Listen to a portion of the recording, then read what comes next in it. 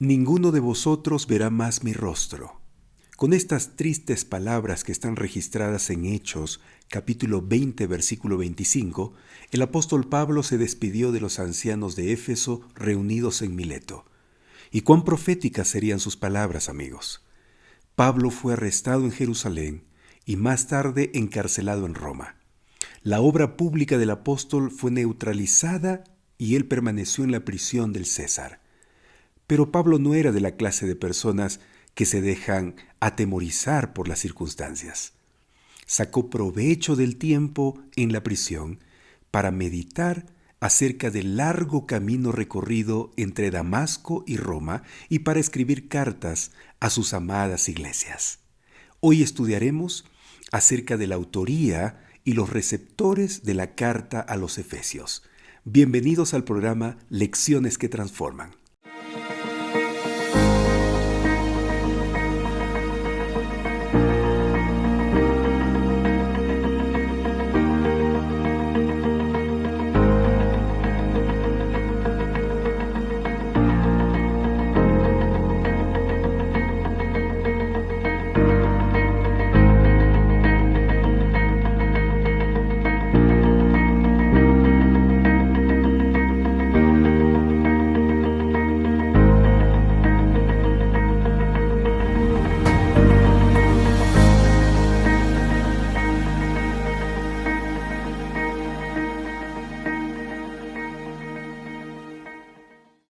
Hola amigos, como siempre es un gusto para mí encontrarme con ustedes para estudiar la Biblia.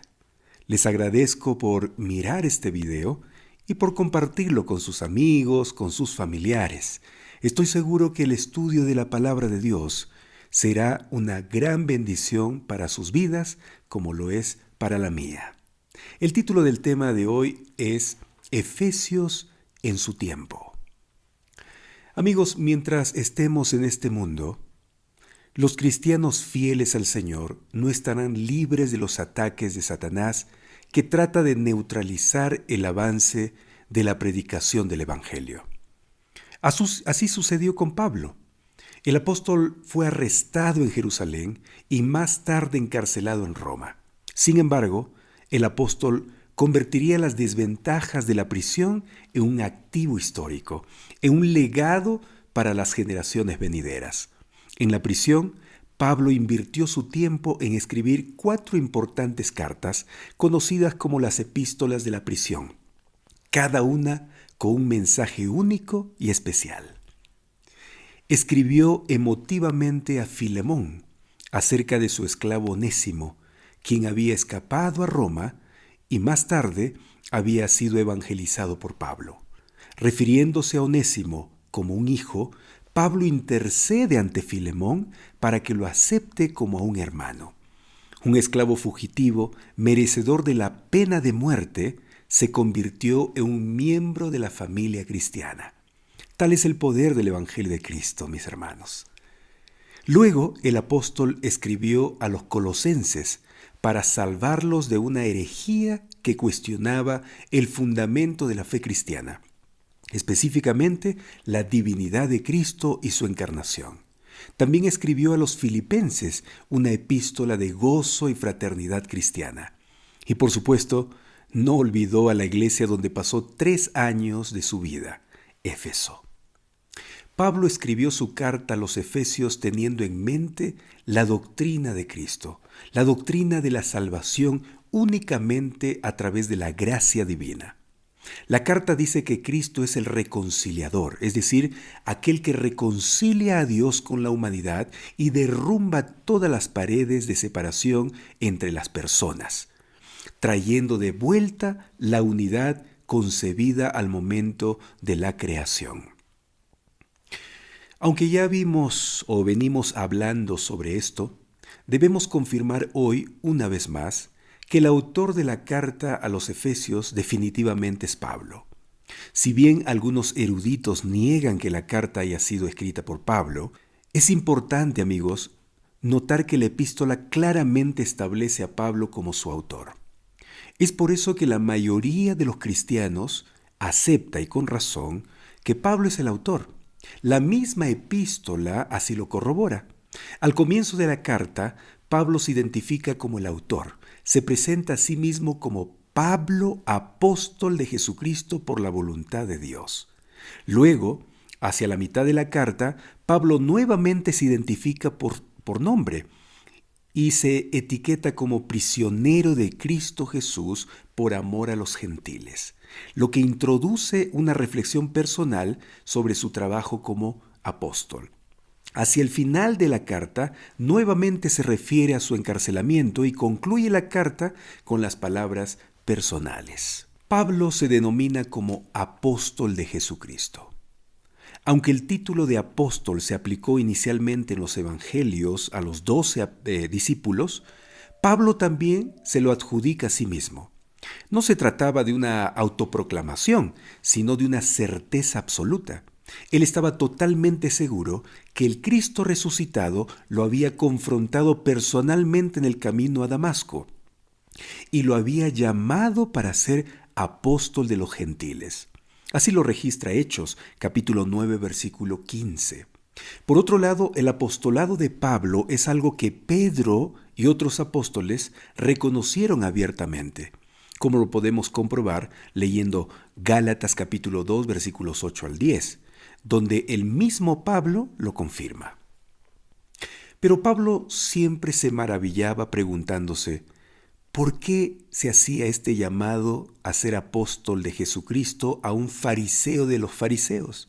A alguien que se había dedicado a destruir la iglesia primitiva y cuyas manos estaban manchadas con la sangre de numerosos cristianos, como lo demuestran Hechos capítulo 8 versículo 1 y el capítulo 9 versículos 1 al 2.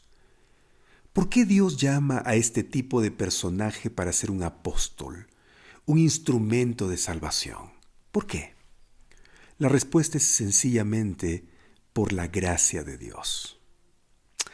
Oh, mis queridos amigos, la mente humana no puede hallar una explicación a la forma en que obra la gracia de Dios.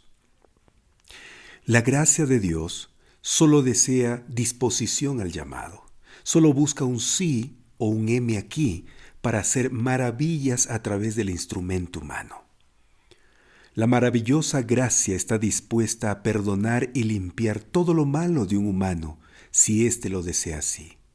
Y es que Dios no ve solo el presente de una persona, sino, más que todo, su futuro. No mira lo que es en el presente, sino lo que podría llegar a ser en el futuro. Yo soy un ejemplo del milagro que hace la gracia de Dios. Si la gracia de Dios no me hubiese alcanzado, hoy no estaría frente a ustedes compartiendo la palabra de Dios. La gracia divina ha transformado mi vida y lo sigue haciendo diariamente con el poder de mi Señor, el Espíritu Santo. Hay muchas cosas en mi vida que todavía faltan pulir, transformar, y sé que esto durará toda la vida, porque en eso consiste la gracia divina y su obra de santificación. Pero hay muchas cosas que dependen de mí para que la poderosa gracia divina no solo me use, sino también me transforme. Cada día, amigos, le pido a Dios que me ayude a ser un mejor hijo, un mejor hermano, un mejor esposo, un mejor padre, un mejor líder y miembro de la iglesia, un mejor ciudadano. Cada día le pido que me ayude a no ser orgulloso y egoísta. Le pido que me ayude a perdonar a los que me tratan mal y me ayude a amarlos y ponga en mi corazón el deseo de orar por ellos. Es solo por la gracia de Dios, amigos, que estoy vivo y que estoy frente a ustedes predicando de su palabra. No lo merezco, pero lo hago porque así Dios lo ha permitido. Es por su gracia que puedo desenvolverme frente a una cámara como esta y no temblar de miedo hasta trabarme mientras hablo. Es por la gracia divina que tengo la capacidad de estudiar la Biblia, entenderla y explicar lo que he estudiado a muchas personas. Todo esto y más es por la gracia de Dios, la maravillosa gracia. Alabado sea el nombre de Dios por su gracia y su bondad. Qué extraordinario realmente. Amigos, cuando Dios llama, ¿quiénes somos nosotros para desafiarlo? Jesús simplemente llamó a Pablo a ser un apóstol de los gentiles, y él no habría de cuestionar la fuente del llamado, ni la responsabilidad que conlleva este llamado. Cuando algunos en la iglesia de Corinto cuestionaron la autenticidad de su apostolado, Pablo el apóstol defendió su autoridad vigorosamente. Su llamado en el camino a Damasco era tan real como el llamado a Pedro, Santiago y Juan en el mar de Galilea, o el llamado a Mateo en su puesto de recaudación. A este llamado, iniciado por la gracia y el propósito de Dios, el apóstol daba el crédito de sus exitosos viajes misioneros por todo el imperio romano. Pero el llamado en sí mismo no era algo que él había buscado o que los hombres le habían concedido. Él estaba convencido de que era el apóstol no de hombres ni por hombre, sino por Jesucristo y por Dios el Padre que lo resucitó de los muertos. Así lo menciona él mismo en Gálatas capítulo 1, versículo 1. Amigos, cuando Dios llama a una persona, la respuesta solo puede ser sí o no. Dios desea aceptación absoluta, no una respuesta a medias. Abraham en Ur, Moisés en la zarza ardiente, Esther en una tierra extraña, Pedro mientras pescaba, Pablo en el camino a Damasco. Cada uno tuvo su llamado y todos estos personajes respondieron decididamente de manera positiva. Romanos capítulo 1, versículo 1 registra que desde el momento de su llamado, Pablo no solo se consideró apóstol de los gentiles, sino un siervo de Jesucristo. Muy bien, amigos, de esta manera hemos conocido al autor de la carta a los Efesios, el apóstol Pablo. Ahora hablemos sobre los receptores de la carta, los efesios. Pablo usa términos descriptivos para identificar los receptores de su epístola. En Efesios capítulo 1, versículo 1, Pablo dirige su carta a los creyentes cristianos y los llama los santos y fieles en Cristo Jesús que están en Éfeso. Los tres términos que el apóstol Pablo usa son, primero, la palabra santos; segundo, la frase fieles en Cristo Jesús; y tercero, la frase que están en Éfeso. Analicemos primero la palabra santos. Amigos, Pablo usa esta palabra frecuentemente en sus epístolas. De las 61 veces que la expresión se usa en el Nuevo Testamento, 39 son paulinas. La historia de la Iglesia y la tradición ha creado un áurea alrededor de la palabra santo, que denota a una élite de unos pocos superhombres y mujeres dentro de la Iglesia. La Iglesia Católica Romana ha creado un procedimiento eclesiástico por el cual una persona puede ser proclamada santa solo después de su muerte y después de que la Iglesia ha completado un estudio de las actividades en vida de esa persona. En dicho estudio se verifica la santidad de su ministerio, los milagros realizados y su capacidad de escuchar y llevar ante Dios las oraciones de la gente común e iniciar exitosamente una respuesta. Sin embargo, el concepto bíblico de santo no conoce tal procedimiento de beatificación. El término más usado en el Nuevo Testamento para santo es agios en griego, que significa apartado para tener la fe de Jesús. Amigos, la santidad no tiene nada que ver con la perfección moral, como algunos enseñan. Tampoco es el resultado del carácter personal. Santo es un pecador salvado por Jesucristo. Un santo no es necesariamente una persona buena, sino una persona que ha experimentado la bondad de Dios a través de la fe. La permanencia en esa condición no se relaciona a la palabra en sí, sino únicamente a la posibilidad de que mientras la persona permanezca en Cristo, es uno de los santos de Dios. La segunda frase descriptiva que Pablo usa es fieles en Cristo Jesús. Amigos, un santo es un cristiano con dos direcciones de habitación. La primera habitación es un punto en la tierra, en este caso Éfeso, la cual es temporal. La otra habitación es en Cristo y es permanente. La primera puede cambiar de tanto en tanto, pero la segunda nunca debe cambiar, pues nuestra fidelidad a ella define nuestra condición de santos. Recuerden que santo es una persona que permanece en comunión íntima con Cristo. Ese es un santo. Por otro lado, ¿qué hace fiel a un cristiano? Porque la frase que estamos analizando dice, fieles en Cristo Jesús. Entonces, ¿qué hace fiel a un cristiano? ¿Será el hecho de ser una persona honesta, buena o amable con los demás? ¿Eso hará fiel a un cristiano? Claro que un cristiano debe ser honesto, bueno y amable. Todo esto y mucho más. Pero esto no hace necesariamente fiel a un cristiano. Lo que hace fiel a un cristiano es la fe. Uno no puede ser un cristiano sin un ancla de fe firme e inamovible. La fe debe estar primero que nada en la persona de Jesucristo y su obra. Porque ¿cómo se puede ser santo y fiel sin la fe en Cristo Jesús? Sin una rendición total ante los requerimientos de Cristo. Vivir, caminar con Él, relacionarme con Él todos los días. ¿Cómo puedo ser fiel sin hacer eso? Amigos, esta gran necesidad de lealtad absoluta es importante conocer y ser conscientes como cristianos. Nosotros necesitamos aferrarnos a la palabra de Dios.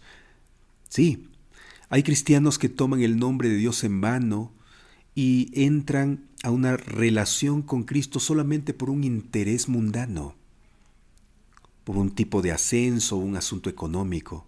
Tenemos a cristianos que solo han sido salpicados por agua en su bautismo. Para todos esos tipos de cristianos, el cristianismo solo significa algo cuando llegaron, cuando se juntaron y cuando se fueron. Contra todo eso, el Cristo de la cruz invita a los creyentes, los fieles y a quienes en Él confían, a venir y permanecer en Él. Pero ¿cuál es el beneficio de ser santos fieles en Cristo? Pablo da una breve respuesta a esta pregunta antes de entrar de lleno en la epístola. En el versículo 2 dice, gracia y paz a vosotros, de Dios vuestro Padre y del Señor Jesucristo. Tanto la gracia como la paz son palabras que Pablo acostumbraba a usar como saludo en la mayoría de sus epístolas o cartas.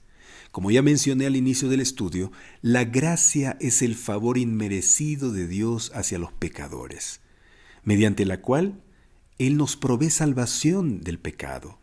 Es el gozo de la salvación, es la euforia que se experimenta al pertenecer a la familia de los redimidos y que descansa en el fundamento de todos los saludos y las relaciones cristianas. Pero junto al término gracia, Pablo además añade la palabra paz en el saludo a sus lectores. La paz que Pablo desea es el resultado de la nueva relación que Cristo establece entre los creyentes y Dios, por medio de la redención del pecado. La muerte y la resurrección de Cristo trajo la paz entre Dios y los pecadores y restituyó las relaciones rotas entre los seres humanos. Con el dominio del pecado derrotados en la cruz, tenemos ahora paz, tanto vertical como horizontalmente. Esto es lo que nos dice Romanos capítulo 5, versículo 21. Dice así, justificados pues por la fe, tenemos paz para con Dios por medio de nuestro Señor Jesucristo. Amigos, el concepto cristiano de paz no depende de la comodidad externa o de las circunstancias. La paz que nos ofrece Dios al entregarnos la justificación tiene que ver con lo interno y lo relacional. La paz de Dios golpea en el corazón del problema del pecado. Y gracias a Él por eso.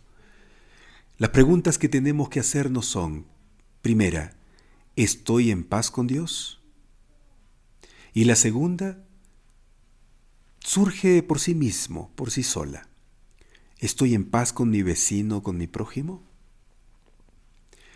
Hermanos, Estar en paz con Dios significa estar en una relación íntima con Él, no en una relación monótona, ritualista y aburrida. Estar en paz con Dios es tener a Dios como el centro de nuestra vida. Es considerar a Cristo en nuestra vida como el primero, el último y el mejor de todo.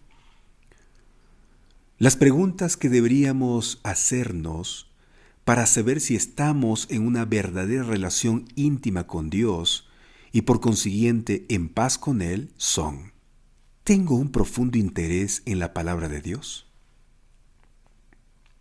¿Tengo una intensa vida de oración? ¿En quién y en qué me gusta pensar más durante el día? ¿Quién ocupa mis mejores pensamientos? ¿De quién me gusta hablar? Amigos, las respuestas a estas preguntas me muestran si Dios es el centro de mi vida. Si Dios es el centro de mi vida, estaré en verdadera paz. Pueden soplar vientos afuera, pero estoy en paz. Puede temblar la tierra, pero estoy en paz. Puede caerse el mundo, pero estoy en paz. Porque sé que la gloria terrenal y todo lo que existe en este mundo es pasajero. Por eso, si tengo a Dios, tengo todo. Tengo paz verdadera.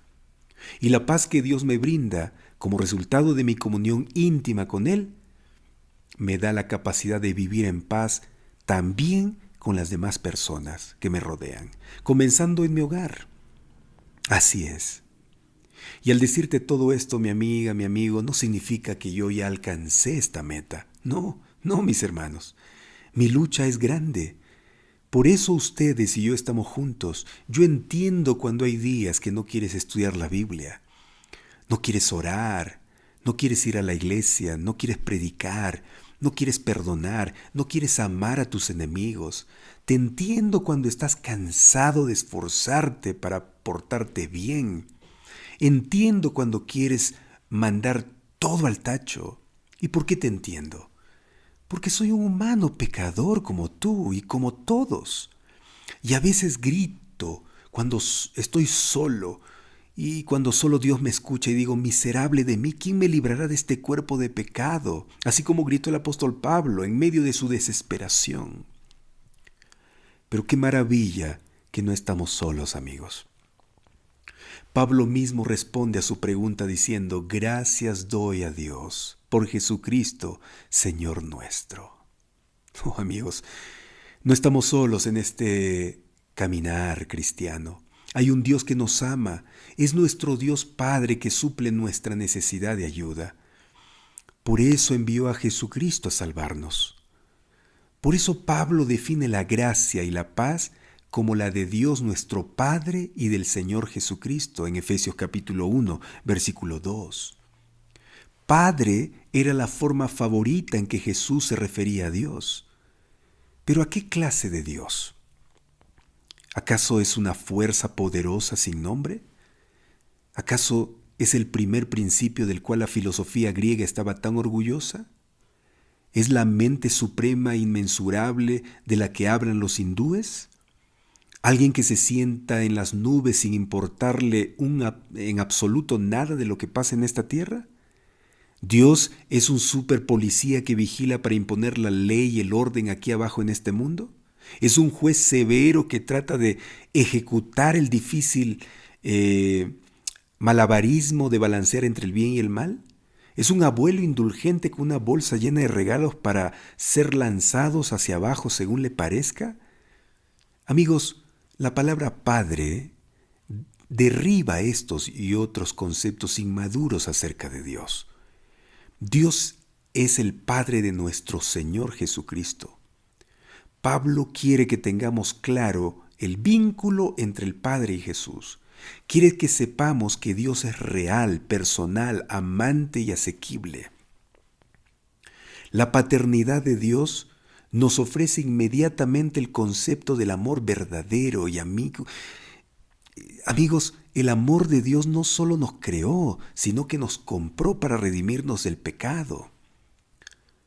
Al describir el amor de Dios, el Nuevo Testamento emplea la palabra ágape, un amor sacrificado, entregado, inmerecido, un amor que no cambia ni oscila, es totalmente confiable y Él nos ama no porque lo merezcamos, sino porque lo necesitamos.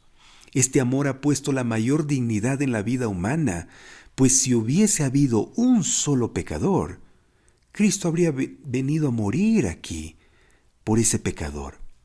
Esta es otra razón por la que Pablo quiere que aprendamos y apreciemos a Dios como nuestro Padre, el Padre del Señor Jesucristo. Y la tercera y última frase descriptiva que Pablo usa al inicio de su carta es que están en Éfeso. Los santos que están en Éfeso.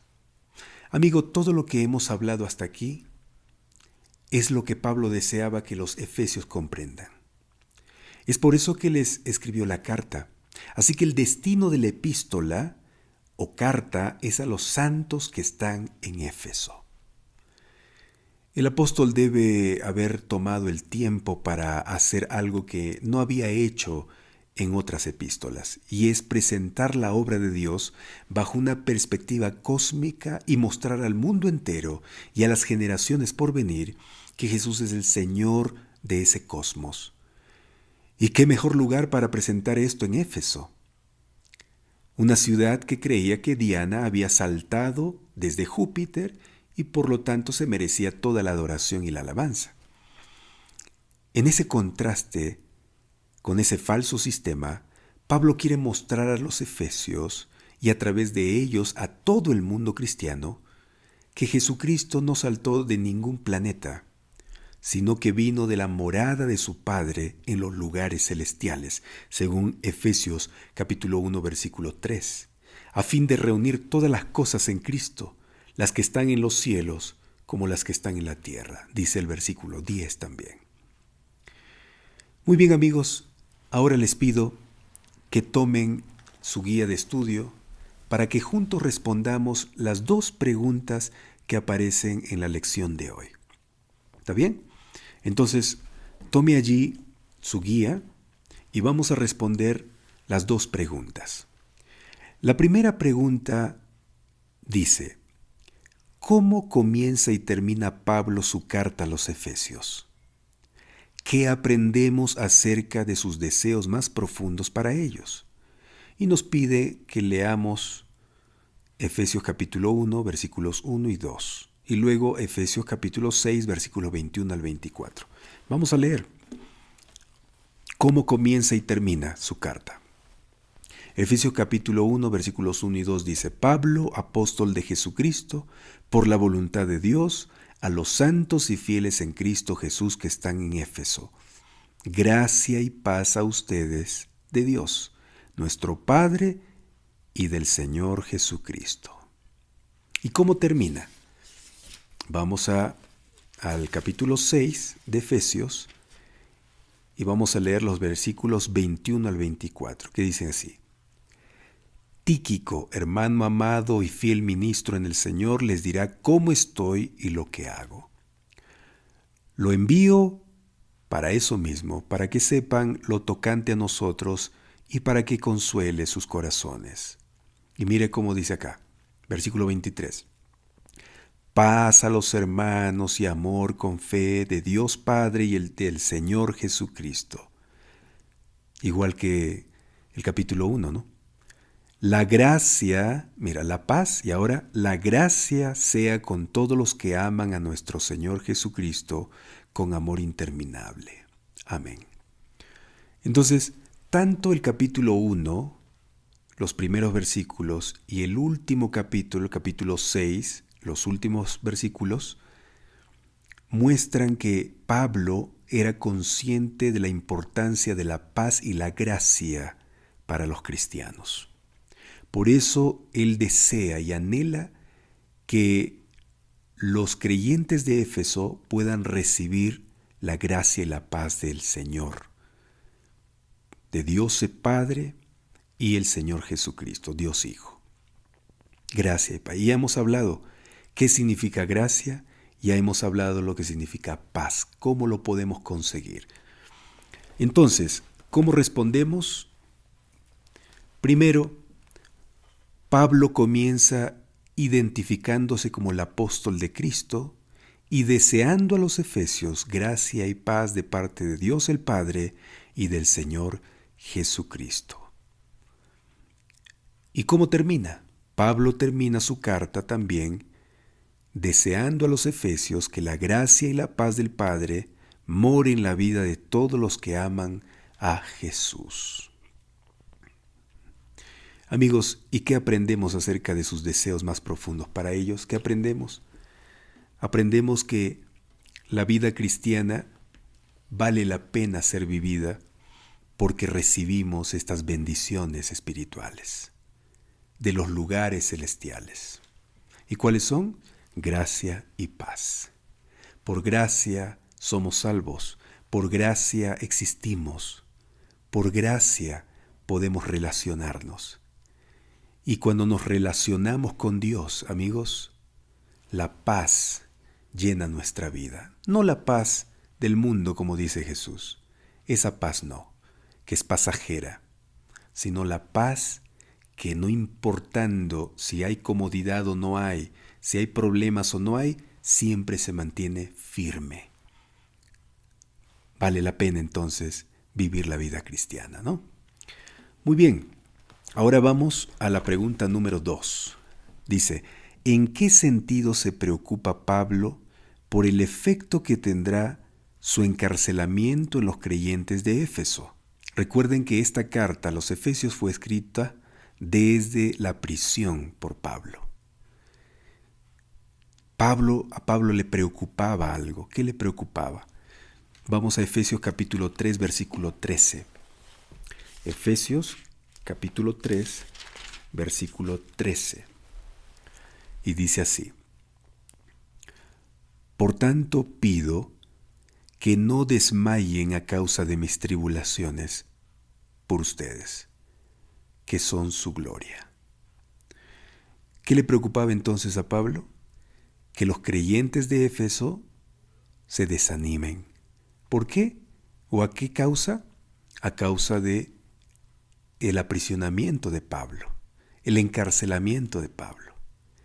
Y amigos, Pablo sabía que el ser humano a veces entra en una situación crítica en su vida cristiana cuando hay problemas.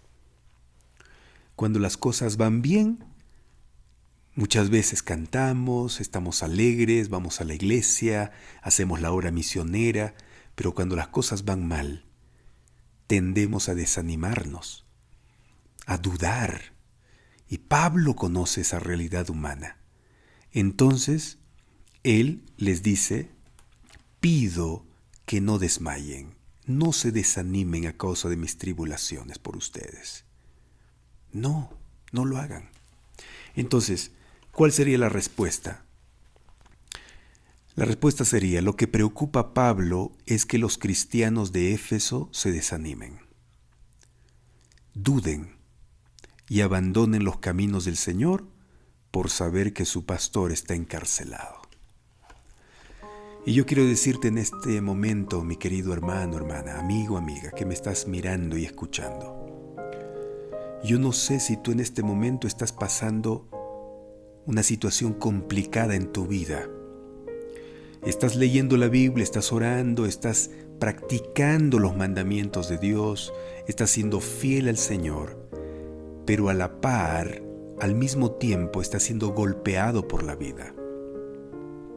Has perdido el trabajo, tienes una enfermedad, tu familia se está resquebrajando, tienes un hijo tal vez perdido, desobediente, rebelde, o las cosas no están saliendo bien, un negocio ha quebrado. ¿Qué es lo que te preocupa? Mira lo que dice Pablo, no te desanimes. No te desanimes por las tribulaciones que estás pasando. No te desanimes por la necesidad que estás enfrentando, el problema que estás enfrentando. ¿Por qué? Porque este problema va a pasar para la gloria y honra de Dios. Dios tiene el control de tu vida y Él va a solucionar eso. Es verdad que hay situaciones complicadas, hay problemas que parecen imposibles solucionarse. Pero para Dios no es imposible. No es imposible.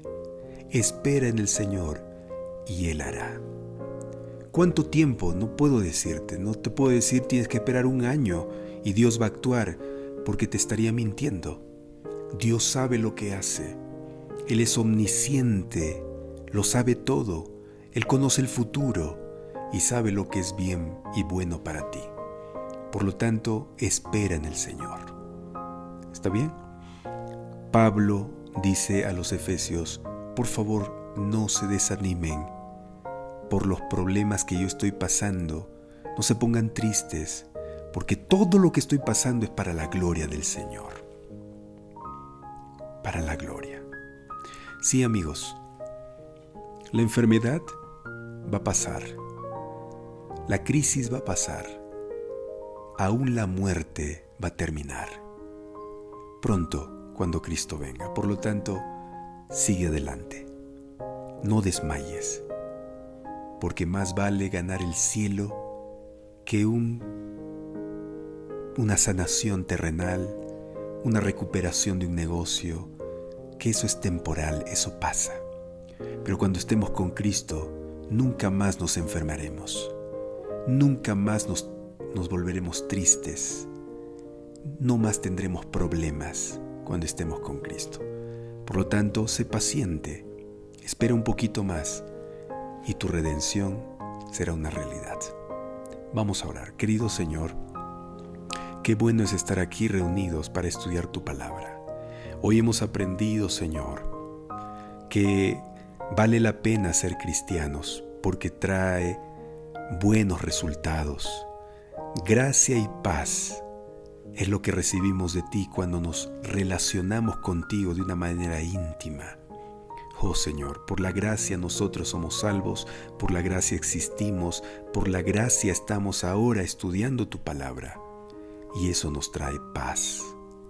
Una paz que perdura para siempre, porque viene del eterno que eres tú. Señor, no permitas que nada nos desanime ni nos separe de ti.